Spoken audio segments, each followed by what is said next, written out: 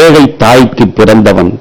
காய்ந்த ரொட்டி துண்டுகளையும் உலர்ந்த பேரிச்சம்பழங்களையும் உண்டு வாழ்ந்த ஓர் ஏழை தாய்க்கு மகனாக பிறந்த என்னை அளவுக்கு மீறி புகழாதீர்கள் என்று அடக்கத்தோடு சொன்ன அன்னலாரை இப்பொழுது நினைக்கிற பொழுது கூட நான் நெஞ்சுக்குள் சிலிர்த்து போகிறேன். உன்மதம் உனக்கு, என் மதம் எனக்கு என்று பேசுவதுதான் இஸ்லாம். இஸ்லாமை பொறுத்தவரையில் வன்முறைக்கு இடமே கிடையாது. இயேசு ஒரு சமயத்தை உருவாக்கியவர். ஆனால் பெருமானார் இந்த சமயத்தை கொண்டு வந்து மக்களிடம் சேர்த்தவர் என்பது மட்டுமல்ல, சமயத்தின் தலைவராக இருந்தவர் என்பது மட்டுமல்ல, அவர்தான் ஆட்சி தலைவராகவும் இருந்தவர். முதலாக ஒரு பள்ளிவாசலை அவர் கட்டுகிறார். தொழுகையை நடத்துவதற்காக பள்ளிவாசலை கட்டுகிற பெருமானார் பாங்கு என்று சொல்லக்கூடிய அந்த அழைப்பு ஒலியை ஒலிப்பதற்கு முதலில் பிலால் என்கிற அந்த அடிமையாக இருந்த பிலால் என்பவனைத்தான் அவர் அழைத்து நீதான் பாங்கொலிக்க வேண்டும் என்று சொல்லுகிறார். கம்பராமாயணத்தை படித்தால் அதில் 1000 இடைச்சொற்கள் உண்டு. மகாபாரதத்தை எடுத்து வைத்துக் கொண்டால் கால நடையில் 1000 இடைச்சொற்கள் உள்ளே நுழைந்து விட்டன. இன்றைக்கு 1,00,000க்கும் மேற்பட்ட ஸ்லோகங்கள் பாரதத்திலே இருக்கின்றன. ஆனால் பெருமானார் காலத்தில் வழங்கப்பட்ட அந்த திருமறை இன்று வரையில் ஒரு இடைச்சொற்கள் இல்லாமல், ஒரு மாற்றம் இல்லாமல்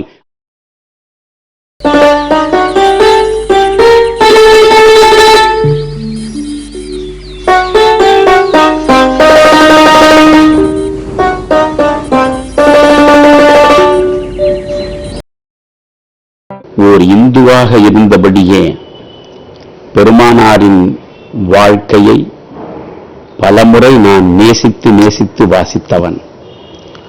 பெருமானாருடைய வாழ்க்கையை புரிந்து கொள்வதற்காக நான் அவரை பற்றிய தகவல்களை தேடி திரட்டி படிக்கிற பொழுதெல்லாம் இந்த மண்ணில் இப்படி ஒரு மனிதன் குறையற்று அரிய தவம் இயற்றுவது போல் ஒரு வாழ்வை நடத்தி இருக்கிறாரே என்று என்னுள் நான் வியந்தது உண்டு.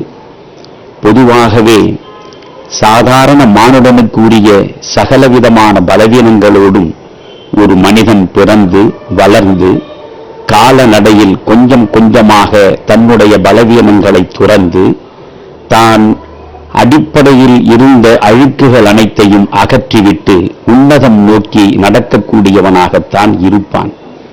அப்படிப்பட்ட மனிதர்களைத்தான் மகான்களாக நாம் இந்த உலகத்தின் பல்வேறு சமயங்களில் பார்க்கிறோம்.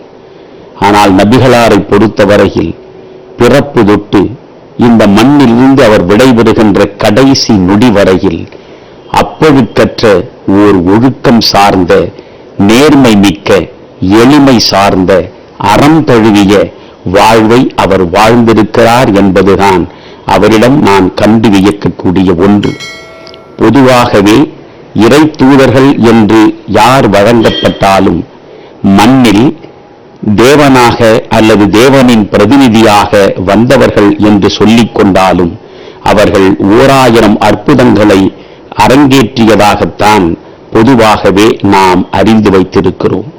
ஆனால் நபிகளாரை பொறுத்தவரையில் நான் இறைமகன் என்றோ, நான் பல்வேறு அதிசயங்களை அரங்கேற்றுவதற்காக இந்த மண்ணில் வந்தவன் என்றோ ஒரு நாளும் உதடு திறந்து அவர் உரைத்ததே இல்லை. நான் உங்களைப் போல் மிகவும் ஒரு சாதாரணமான மனிதன், ஏழை தாய்க்கு பிறந்தவன், காய்ந்த ரொட்டி துண்டுகளையும் உலர்ந்த பேரிச்சம்பழங்களையும் உண்டு வாழ்ந்த ஓர் ஏழை தாய்க்கு மகனாக பிறந்த என்னை அளவுக்கு மீறி புகழாதீர்கள் என்று அடக்கத்தோடு சொன்ன அன்னலாரை இப்பொழுது நினைக்கிற பொழுது கூட நான் நெஞ்சுக்குள் சிலிர்த்து போகிறேன். நபிகளார் அவர்கள் சொன்ன வாசகங்கள் அனைத்துமே அற்புதமானவை. இறக்கும் இறுதி நாள் வரை என் இருதயத்திற்குள்ளே நிழலாடுகின்ற ஓர் அற்புதமான மணிவாசகத்தை நபிகளார் வழங்கியிருக்கிறார். அவர் சொல்கிறார், கூடாரங்கள் தனித்தனியாக பிரிந்து கிடக்கட்டும், ஆனால் உங்கள் இதயங்கள் மட்டும் எப்பொழுதும் இணைந்தே இருக்கட்டும் என்று சொல்கிறார். இந்துவா, உனக்கென்று ஒரு தனி கூடாரம் இருப்பதில் தவறில்லை. கிறித்துவனா, உனக்கென்று ஒரு தனி கூடாரம் இருக்கட்டும். யூதனா, உனக்கென்று ஒரு தனி கூடாரம் இருக்கட்டும். இஸ்லாமியர்களுக்கு தனி கூடாரம் இருக்கட்டும். இப்படி மதம் சார்ந்து, அவரவருடைய நம்பிக்கை சார்ந்து, அவரவர் வழிபாடு சார்ந்து, அவரவருக்கு தனித்தனியாக கூடாரங்கள் பிரிந்து கிடக்கட்டும், தவறில்லை. ஆனால் இவை அனைத்தையும் மீறி இதயங்கள் மட்டும் எப்பொழுதும் இணைந்தே இருக்கட்டும் என்று சொன்ன நபிகளாரை நான் எப்பொழுதும் மறக்க முடியாது. பொதுவாகவே ஒரு மதத்தை தோற்றுவித்தவர் அல்லது ஒரு மதத்தில் வந்து அந்த மதத்தை பரப்புவதற்காக தன்னை முற்றாக அர்ப்பணித்தவர் அந்த மதத்தின் பெருமைகளை மட்டும்தான் பேசுவார். அந்த மதத்தை தழுவக்கூடியவர்களுக்கு மட்டும்தான் எல்லாவிதமான நலன்களும் வந்து வாய்க்கும் என்று வலியுறுத்தி சொல்லுவார். மற்ற மதங்களை நம்பாதே, மற்ற கடவுள்களை நம்பாதே, மற்ற வேதங்களில் இருக்கக்கூடிய செய்திகளை நம்பாதே, இந்த மதத்தை நம்பு, இந்த மதம் சொல்லுகிற கடவுளை நம்பு, இந்த மதம் காட்டுகிற வழியை நம்பு என்றுதான் பொதுவாகவே எந்த மதத்தில் வந்து சேர்ந்தவர்களும் அந்த மதத்தை பரப்புவதற்காக முனைகிற பொழுது சொல்லுவதை வழக்கமாக வைத்திருந்திருக்கிறார்கள். ஆனால் பெருமானார் பேசுகிறார், அதை பல்லாயிரம் முறை படித்து நான் பரவசப்பட்டிருக்கிறேன். பெருமானார் ஒரு இடத்தில் மிக மிக அழகாக சொல்கிறார், ஆண்டவனை நீங்கள் நம்புவது உண்மை என்றால் என்னை நம்புங்கள். என்னை நீங்கள் உண்மையில் நம்புவதாக இருந்தால் உலகத்தில் உள்ள எல்லா தீர்க்கதரிசிகளையும் நம்புங்கள் என்கிறார். ஆண்டவனை நம்புவதாக இருந்தால் என்னை நம்பு, என்னை நீ உண்மையாக நம்புவதாக இருந்தால் உலகத்தில் உள்ள எல்லா தீர்க்கதரிசிகளையும் நம்பு என்று சொல்லுவதற்கு எவ்வளவு விரிந்த உள்ளம் வேண்டும் என்பதை நான் நினைந்து பார்க்கிறேன். எனவே நபிகளாரை பற்றி, நபிகளாரை பற்றி யாராவது அழுக்கேறிய வாயால் அல்லது மாசுபடிந்த மனத்தால் குறை சொல்லுவதற்கு முயன்றால் அதை இந்த சமூகம் ஒருபோதும் செவி கொடுத்து கேட்க வேண்டிய அவசியமே இல்லை. நபிகளாரை பொறுத்தவரையில் நான் வரிசையாக அவருடைய செய்திகளை சிந்திக்கிற பொழுதெல்லாம் எதை சொல்வது எதை விடுவது என்ற நிலையில்தான் இப்பொழுது உங்கள் முன்னாலே நான் இந்த பதிவை செய்து கொண்டு இருக்கிறேன். உன்மதம் உனக்கு, என் மதம் எனக்கு என்று பேசுவதுதான் இஸ்லாம். இஸ்லாமை பொறுத்தவரையில் வன்முறைக்கு இடமே கிடையாது. திருமறையே தெளிவாக சொல்கிறது, மார்க்கத்தில் பலாத்காரத்திற்கு இடம் இல்லை என்று. வசில்ஹு ஹயர் என்று பேசுகிற திருமறையின் விளக்கம் என்ன? சமாதானமே சிறந்தது என்பதுதான் இந்த சமயத்தினுடைய சாரமாக இருக்கிறது. இந்த சமயத்தின் சாரத்தை கொண்டு வந்து இந்த மண்ணில் இறக்கிய நபிகளாரின் வாழ்வை முற்றாக நாம் திரும்பி பார்க்க வேண்டும். அரபு பாலை நிலத்தில் நபிகளார் அவர்கள் ஏகத்துவத்தை கொண்டு வந்து விதைப்பதற்கு முன்பு அந்த மண் எப்படி இருந்தது, அந்த மண்ணில் வாழ்ந்த மக்களுடைய வாழ்வியல் எப்படி இருந்தது சிந்தித்து பார்க்க வேண்டும். நாம் இது போன்ற ஒரு புரட்சியை உலகத்தில் எந்த இடத்திலும் எந்த மனிதனாலும் சாத்தியப்பட்டதே கிடையாது. நீங்கள் வண்டல் மண்ணில் எந்த அற்புதமான நன்சை பயிர்களையும் விளைவிக்கலாம், அதில் ஒன்றும் ஆச்சரியப்படுவதற்கு எதுவும் இல்லை. ஆறு பாய்ந்து செழித்து கிடக்கக்கூடிய நிலப்பரப்பில் நீங்கள் கரும்பு பயிரிடலாம், வாழை பயிரிடலாம், நெல் பயிரிடலாம். ஆனால் எதுவுமே பயிராக முடியாத ஒரு பாலை நிலத்தில், குறிப்பாக பாறைகள் மட்டுமே நிறைந்து கிடக்கக்கூடிய ஒரு பாலை நிலத்தில் நீங்கள் பயிரிட்டு வளர்த்துவிட முடியுமா? இயலவே இயலாது. இயலவே இயலாது என்று எதை நாம் நினைக்கிறோமோ அதை சாதித்து காட்டியவர்தான் பெருமானார் அவர்கள். அந்த அரபு பாலையில் முரட்டு மக்களிடம், நாகரீகமற்ற வாழ்வை மேற்கொண்டிருந்தவர்களிடம், 300க்கும் மேற்பட்ட கடவுள் சிலைகளை வடிவங்களாக காபா ஆலயத்திலே வைத்து வணங்கிக் கொண்டிருந்தவர்களிடம், கல்லை மட்டுமல்ல மண்ணை குழைத்து கூட அதிலும் ஒரு கடவுள் இருப்பதாக நம்பிக்கொண்டிருந்தவர்களிடம், வானத்தில் இருக்கக்கூடிய நட்சத்திரங்களை எல்லாம் கடவுள்களாக தரிசித்துக் கொண்டிருந்த அந்த கூட்டத்தில் போய் ஒழுக்கத்தை நிலைநாட்டுவது என்பதும், அந்த கூட்டத்தில் போய் ஏகத்துவம் என்கின்ற ஓர் இறை கொள்கையை கொண்டு வந்து சேர்ப்பது என்பதும் எளிதில் ஒரு மனிதனால் சாதிக்கக்கூடியதா என்று நாம் சிந்தித்து பார்த்து அந்த சிந்தனை ஓட்டத்தோடே அவருடைய வாழ்க்கை வரலாற்றை படிக்கிற பொழுதுதான் அவர் ஆற்றிய சாதனைகள் அனைத்தையும் நாம் கண்ணீர் மல்கிற வாசித்து நெகிழ்ந்துவிட முடிகிறது. எப்பேற்பட்ட மனிதராக இந்த மண்ணில் அவர் இருந்திருக்கிறார். இன்றைய சமூக வாழ்வில் நாம் சந்திக்கக்கூடிய மனிதர்கள் எப்படி இருக்கிறார்கள்? ஒரு மிகச்சாதாரண பொது வாழ்வில் நடைபயிலுகிற சின்னஞ்சிறிய பதவியை அலங்கரிக்கக்கூடியவன் கூட 1000 ஆடம்பரங்களோடும் ஆரவாரங்களோடும் வலம் வருகிற வாழ்வியலை நாம் சந்தித்துக் கொண்டிருக்கிறோம். ஆனால் பெருமானார் அவர்கள் தன் வாழ்வில் எதை சாதிக்க வேண்டுமோ அதை சாதித்தார். தன் வாழ்வில் ஏகத்துவத்தை கொண்டு வந்து சேர்க்க வேண்டும் என்று நினைத்தார். அந்த ஓரிரை கொள்கையை மிக தெளிவாக மக்கள் மனங்களில் விதைத்து விருட்சமாக வளர்த்தார். அரபு பாலையில் மட்டுமல்ல, ஏறக்குறைய தென்மேற்கு ஆசியாவின் நிலப்பரப்பு முழுவதும் தன் வாழ்காலத்திலேயே தன்னுடைய சமயத்தை கொண்டு வந்து சேர்த்து மாபெரும் மக்கள் மார்க்கமாக அதை மாற்றி காட்டினார். அப்படி மாற்றி காட்டிய அந்த பெருமானார் சமயத்தின் தலைவராக கிறிஸ்துவை நாம் பார்க்கிறோம். அதனாலேதான் நீங்கள் ஹார்ட் என்கிற ஒரு யூதன் அவன் உலகத்தின் வரலாற்றை மாற்றி காட்டிய 100 பேரினுடைய சரித்திரத்தை பதிவு செய்வதற்காக எழுதுகோல் எடுத்து புத்தகமாக வடித்து கொடுத்திருக்கிறானே, அந்த 100 பேரில் சாதனையாளர்களை அவன் தரப்படுத்துகிற பொழுது தர வரிசையில் முதல் இடத்தை பெருமானாருக்குத்தான் வழங்கி இருக்கிறான். முதல் வரிசையை பெருமானாருக்கு தந்தவன் ஒரு இஸ்லாமியன் இல்லை, அவன் அடிப்படையில் ஒரு யூதன். இயேசுவுக்கு கூட வழங்காத அந்த இடத்தை அவன் பெருமானாருக்கு வழங்குகிறான். அதற்கான காரணங்களை அவன் சொல்லுகிற பொழுது நம்மாலே அதை மறுக்க முடியவில்லை. அவன் சொல்கிறான், இயேசு ஒரு சமயத்தை உருவாக்கியவர், ஆனால் பெருமானார் இந்த சமயத்தை கொண்டு வந்து மக்களிடம் சேர்த்தவர் என்பது மட்டுமல்ல, சமயத்தின் தலைவராக இருந்தவர் என்பது மட்டுமல்ல, அவர்தான் ஆட்சி தலைவராகவும் இருந்தவர். ஆட்சி தலைவராக இருந்தவர் என்பது மட்டுமல்ல, அவர்தான் நீதித்துறை தலைவராகவும் இருந்தவர். இன்றைக்கு நாம் பார்க்கிறோம், இன்றைக்கு இந்திய அரசியல் அமைப்பு சட்டத்தின்படியே நாம் பார்க்கிற பொழுது நீதித்துறை என்று ஒன்று இருக்கிறது, நிர்வாகத்துறை என்று ஒன்று இருக்கிறது, சட்டமியற்றும் துறை என்று ஒன்று இருக்கிறது. இந்த 3 துறைகளும் அதனதன் எல்லைக்கு உட்பட்டு செயலாற்ற வேண்டும் என்கிற வரையறையும் இருக்கிறது. ஆனால் ஒரு முதலமைச்சராகவோ ஒரு பிரதம அமைச்சராகவோ இருக்கக்கூடியவர் அவர் நீதித்துறையை தன் வசதிக்கு வளைத்துவிட முடியாது. ஆனால் நீதித்துறையிலே இருக்கக்கூடியவர் நினைத்ததையெல்லாம் சட்டங்களாக தீட்டிவிடவும் முடியாது. இப்படி அவரவர் துறையில் இருக்கக்கூடியவர்களிடமே 1000 அதிகாரங்கள் இருக்கின்றன. ஆனால் பெருமானாரை எடுத்துக்கொண்டால் அவர்தான் சமயத்தின் தலைவர், அவர்தான் நிர்வாகத்தின் தலைவர், அவர்தான் நீதித்துறையின் தலைவர், அவர்தான் ஆட்சித்துறையின் தலைவர், அவர்தான் சட்டம் இயற்றக்கூடியவராகவும் இருந்திருக்கிறார். இவ்வளவு அதிகாரங்களை பெற்றிருந்த அந்த மனிதர் ஏழையிலும் ஏழையாக தன் வாழ்வை நடத்தினார் என்பதை ஒருவன் வாசிக்கிற பொழுது அவரை நேசிக்காமல் இருக்கவே முடியாது. அவர் வாழ்வில் நடந்த எத்தனையோ சம்பவங்களில் இது ஒன்று. அதை நான் கண்ணீர் ததும்ப படித்திருக்கிறேன். ஒரு முறை பெருமானாரை சந்திப்பதற்கு தோழர் வருகிறார்.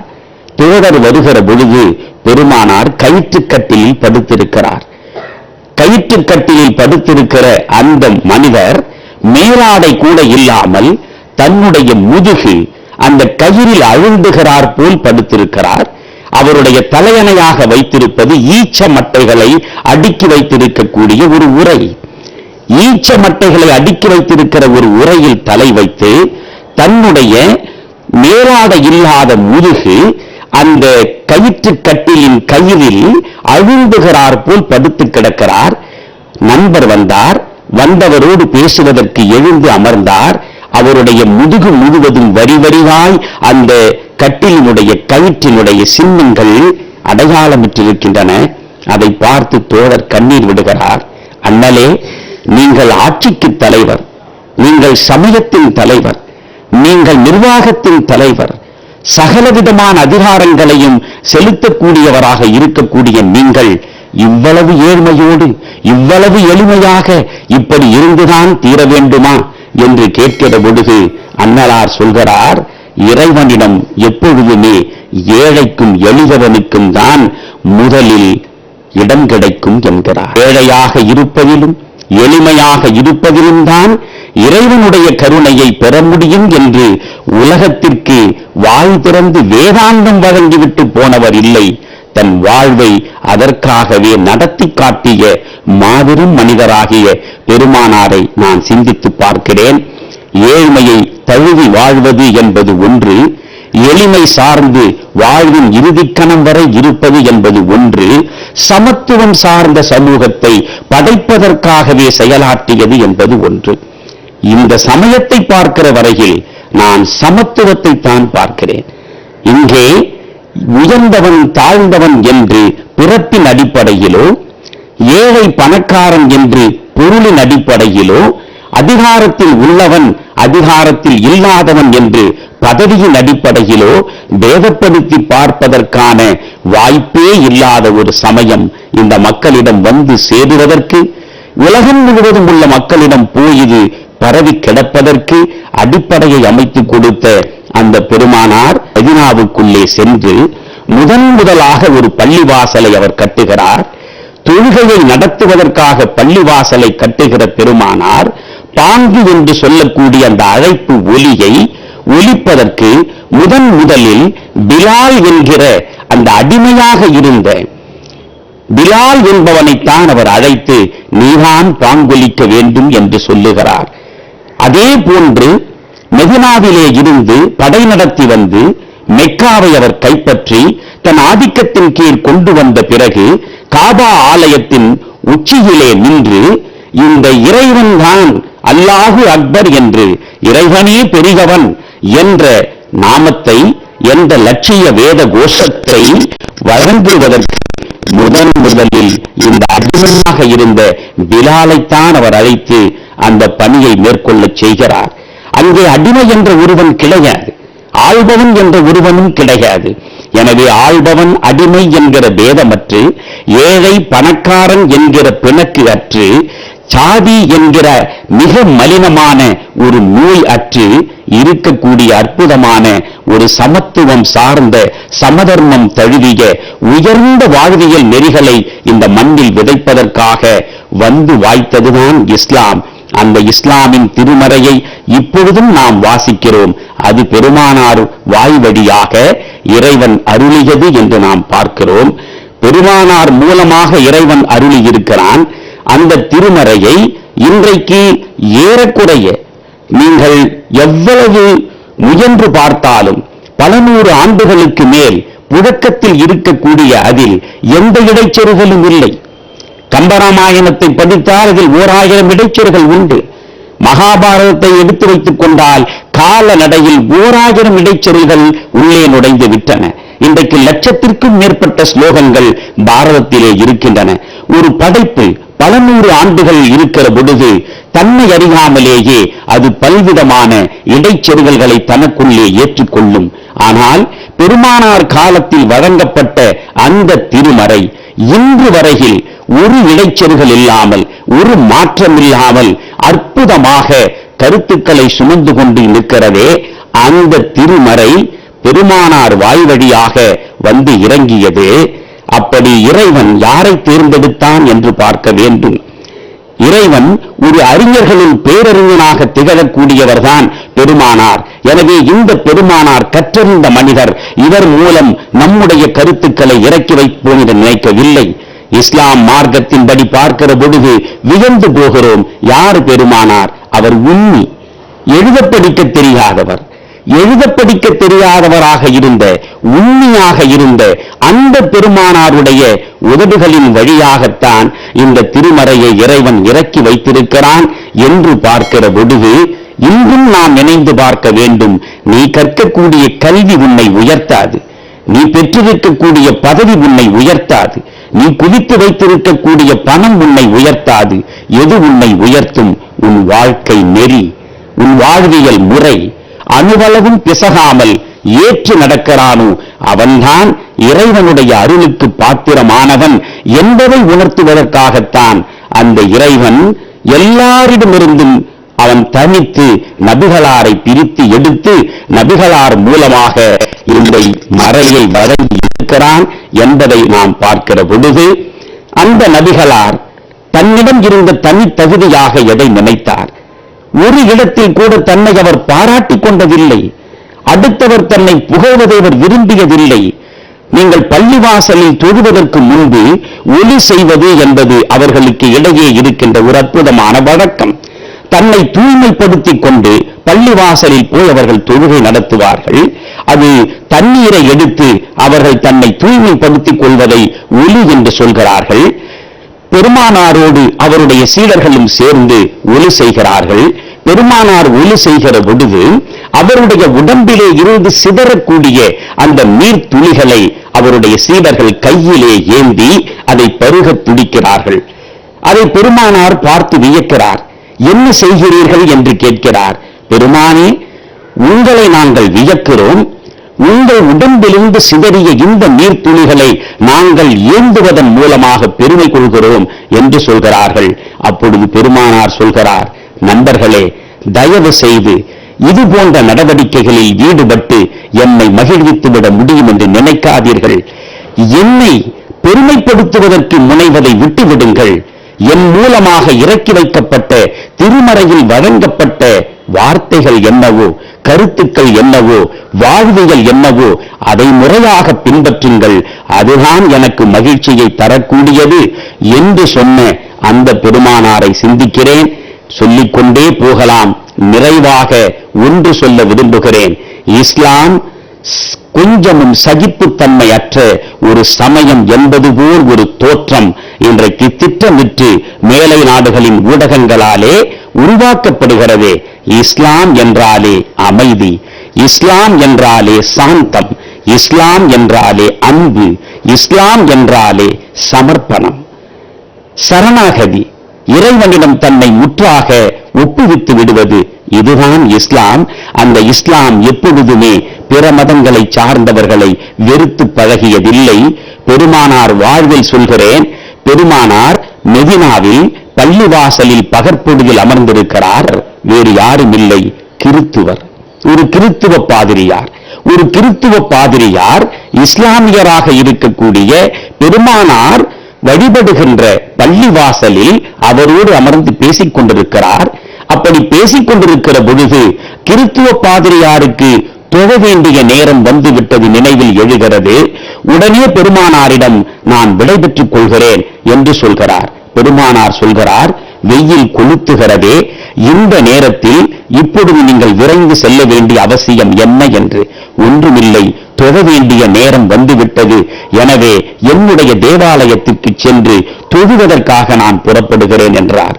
அப்பொழுது பெருமானார் புன்முறுவல் பூத்தபடி சொல்கிறார், தொழ வேண்டும், அவ்வளவுதானே? உங்கள் இறைவனை இங்கேயே நீங்கள் ஒரு பக்கத்தில் தொழலாமே என்று சொல்லி அவர் தொழுவதற்கு இடமளித்தவர் பெருமானார். ஒரு கிறித்துவர் தன்னுடைய இறைவனை, தான் ஏற்றுக்கொண்ட கடவுளை தொழுவதற்கு பள்ளிவாசலில் இடம் கொடுத்த விரிந்த மனமுடையவர் பெருமானார். அவர் தொழுது முடித்து பேசிவிட்டு வெயில் தணிந்த பிறகு விடைபெற்றுக் கொள்கிறார். அவரை தொழவிட்டதனாலே வருத்தமடைந்த பெருமானாருடைய சீடர்கள் அந்த மனிதர் சென்ற பிறகு பெருமானாரிடம் கேட்கிறார்கள், என்ன செய்து விட்டீர்கள் நீங்கள்? அவரே வேறு சமயத்தை சார்ந்தவர், வேறு கடவுளை வணங்கக்கூடியவர். அவர் நம்முடைய பள்ளிவாசலில் வணங்குவதற்கு நீங்கள் இடம் தரலாமா என்று கேட்டபொழுது பெருமானார் சொன்னார், இந்த பள்ளிவாசலில் அந்த மனிதன் இருந்தபடி இறைவனைத்தானே வணங்கினான், இறைவனைத்தானே வணங்கினான். இறைவனை எங்கு வணங்கினால் என்ன என்று சொல்லக்கூடிய இதயம் கொண்ட அந்த பெருமானாரை பழிப்பது என்பதும், அந்த பெருமானார் மீது களங்கம் சுமத்த முயல்வது என்பதும் மானுட குலத்துக்கே எதிரானது என்பதுதான் என்னுடைய கருத்து.